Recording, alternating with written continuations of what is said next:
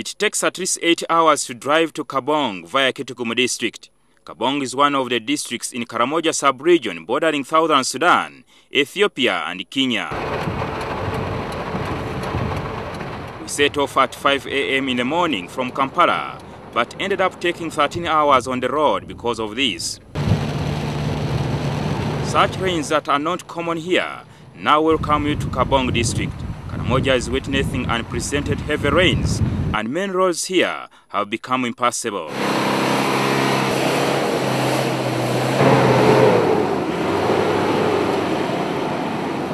It's now a few minutes to 6 p.m.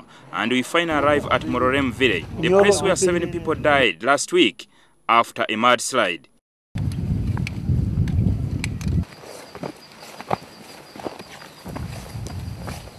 The people here are called Napole, an indigenous Karimojong tribe. The Napole have lived on the Naoyogum hills for decades, not by choice, but as a security measure against the Topotha of southern Sudan and the Gia cattle raiders in the neighboring Kotido district. Due to weathering over time and the changing weather patterns of the region, heavy rains have weakened the rocks, forcing them to disintegrate and roll down to the slopes.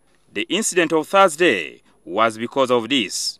Hundreds of Napole communities settled here are at high risk of experiencing another disaster.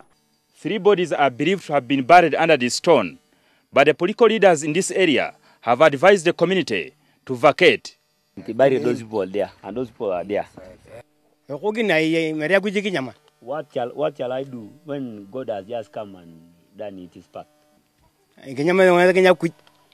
Others are still going to happen because we have a lot of rains. Even right now as we are talking here, there is a lot of rain.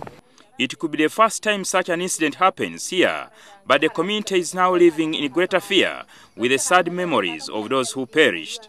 But as more rains continue to pound Karamoja, such heavy rocks could easily roll down over these houses again. To avert this crisis, government is moving to relocate over 500 people from the death traps of Naoyogum hills to the flatlands.